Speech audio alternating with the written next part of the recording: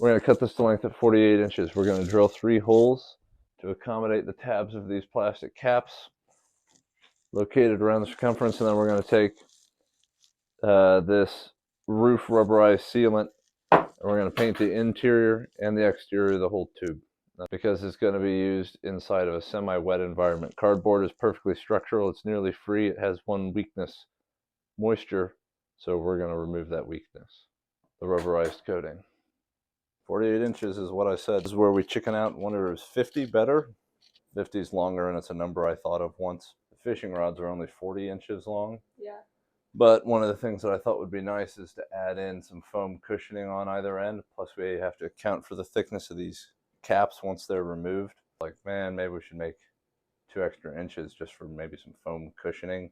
Like right now, it's not going to be, it will be waterproof. It will not be watertight, which means that if it falls into the lake, water will fill up the tube. Your rod and reel will get wet, and eventually it will sink to the bottom because none of those materials are less dense than water.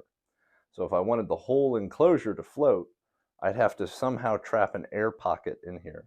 And probably the cheapest, easiest way to do that is to get some sort of piece of plastic waste, a water bottle, a milk jug, something like that, old cleaning bottle, and stuff it in here in the end, and maybe cover it up with a piece of foam so you don't even know it's in there. So that if this thing ever filled up with water, that bottle would still be filled with air, and hopefully it would displace enough water that it would float to the top and drag the whole tube and fishing rod and reel with it. The question is about approximately how big of a cavity would I have to leave to fit a bottle that was big enough to displace enough water to make the whole thing float. Boy, that fits about perfect. That won't rattle at all. We don't even have to put any padding in there. Half gallon. We just need some half-gallon milk jugs. And these, 10 1/4 inches. Okay, I like that. I feel good about this measurement. It's like putting floaties on a kid. You put these armbands on them, right? And it makes the kid float a little bit more. It's the same thing with this tube, except for instead of putting the floaty on the outside, we're stuffing the floaty on the inside. And instead of the floaty being a piece of trash that you pay too much for at Walmart, it's a piece of trash that you already had. This thing is going to displace a half gallon of water, which is going to have a buoyant force of so water has a density of 1,000 kilograms per cubic meter. This is 1.89 liters.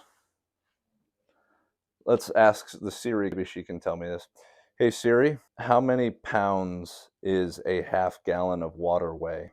0.5 gallons of water is 4.17 pounds. Great, 4.17 pounds force, not pounds mass, of buoyancy. Tell me this, do you think that this whole cardboard tube plus the rod and reel is ever going to weigh more than 5 pounds? Probably not.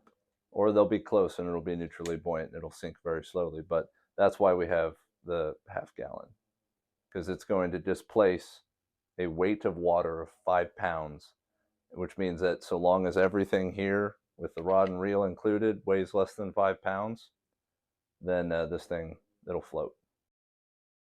We've marked our length, but we have the cylinder, and there's this eternal problem of how do you make a mark on a cylinder that indicates a perimeter that is perpendicular to the longitudinal axis of the cylinder, especially if your reference surface is not perpendicular. So if you had like a really rough cut or a non-parallel cut, how do you recover a square cut? And one of the ways that you can do that, one of the things I like to do, is you can grab some sort of a membrane, flexible membrane that has 90-degree edges. And so long as it wraps around your circumference, basically what you do is you come down here and you put one edge on your mark, and you take the rest of this membrane and you wrap it around, and you can see, boy, I guessed just about perfect on that one. But if I hadn't guessed so good, let me show you what it looked like. Let's say I was a little bit skew. It looks like this when I wrap my membrane around. You can see how ridiculously not aligned this surface is with this one. As we get this more and more perpendicular to the axis of the cylinder, these two edges should line up pretty much perfectly. The reason we do this is so that when we make our cut, it's perfectly square. Our miter saw can't reach across this entire thing in one clean cut, so to make sure they don't end up with one of those weird, ugly little lips when you accidentally cut a spiral instead of a cross section, And to make sure we don't end up with a mitered cut when we meant a square cut, we make this mark there. Just gonna kind of fill that in. We'll just do the classic safety squint and see what comes out here.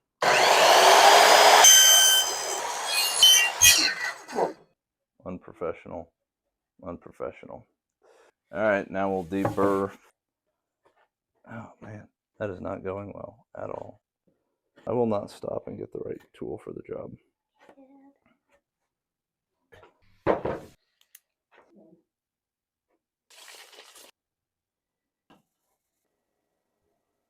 All right, you want to try something a little different? Send it live.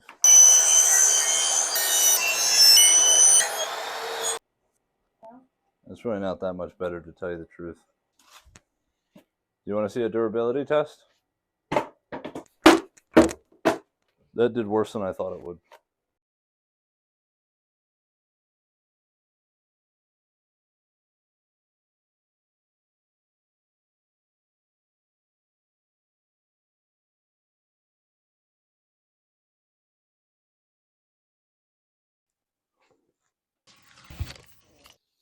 Okay, so before we put the paint on, we want to make sure that we have done all of the machining that we're going to do. So every hole we're going to poke, every cut we're going to make, we want it done. Basically what I'm doing right now is we cut these things to length, and the caps that go with these things fit in these little D-ring, or yeah, these D-shaped holes here. Now we can't make that D-shaped hole super easy, but I can take a drill bit and drill those out super easy. So what I'm doing right now is measuring the maximum dimension of this hole, and that will be the characteristic length scale I choose to pick my drill bit. However, I need to make precise measurements, particularly short ones. I don't use the end of the ruler here because it's a little bit hard with some of these gradation marks to tell which one's the beginning, and it's kind of hard to get this tongue here to line up exactly with the feature of interest. So sometimes I'll just offset down to, say, the 4-inch mark here, right, and I'll just line that up with the start of my feature of interest, and then I can very clearly see all of the other markings. The tab isn't in the way down to the mounting hardware, and I can see very clearly that's a 1/2 inch length. We're going to mark these 4 holes along this thing, so we can just wrap it around at that end and transfer the 4 holes, and then we'll know that they're evenly spaced, and we can drill our holes. Decided it's going to be way easier, instead of marking it on the circumference there, we'll just take these and kind of set them in, and I'll mark the center of them approximately just by eyeballing it. Boy, that was a horrible mark. We're going to mark to the back edge of each one of these, and that'll give us the same offset the whole way around. There. That should be pretty clear. Great. Now we're going to mark 3/4 of an inch down, so we get the right height for each one. Okay, so normally I wouldn't do this. Normally I'd be very particular about making cross lines and stuff. Like I'd mark, something down here that indicates azimuthal position. So when you're trying to describe where you're at in a cylinder or cylindrical coordinates, there's how far you are radially, there's how far you are longitudinally, but how do you describe the difference between this point here and that point there? Well, they're both on a radius. They're the same distance from the center line, and they're both the same distance longitudinally along the axis. The difference between here and here is what's called the azimuthal direction, or kind of the angular direction around the circumference. And so normally what I do is I've now marked my longitudinal position. Obviously, we're fixed in our radial position because we're on the outside surface here. Normally, I'd be very intentional about marking my azimuthal position to make sure I don't end up drilling a hole here or here when it needs to be centered on there. But I just decided to kind of eyeball it with the tape measure. So the tip of this mark will be the center of our hole. Bad discipline, but screw it. We got tolerances.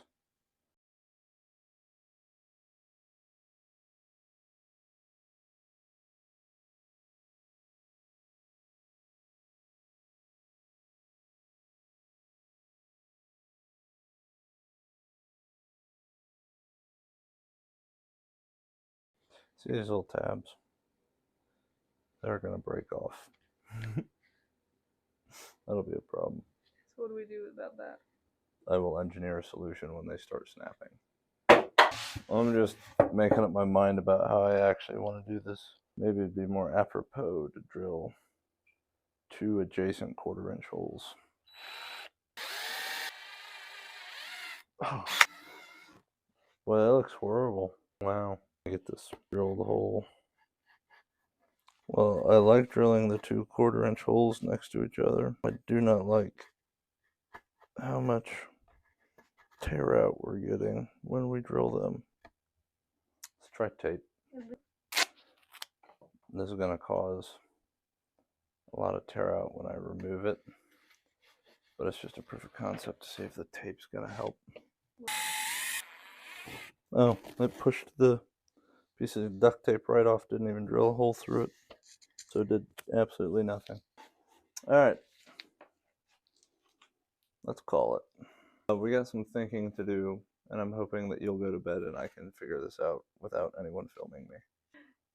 Oh, here's the WD-40.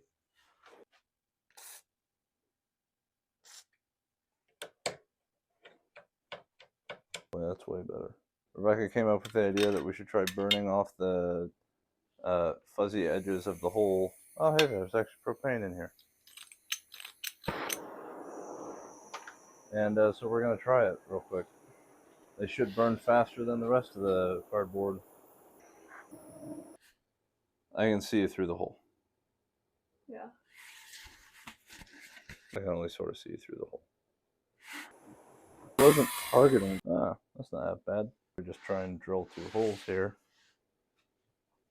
And then we just clean out. This is horrible practice.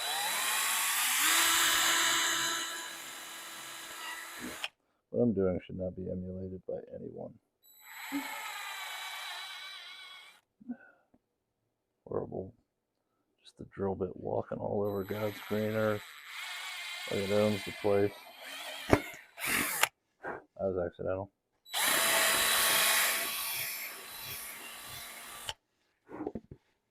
No, maybe the burn off did do something.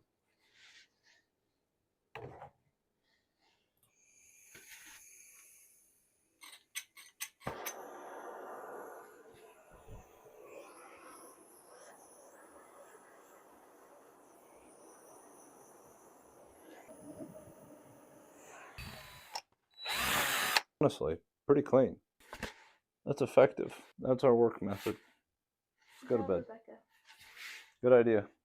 Yay! You never know where a good idea will come from. Even the trash. That was much better than I was going to say. What were you going to say? I hadn't come up with it yet. I was struggling.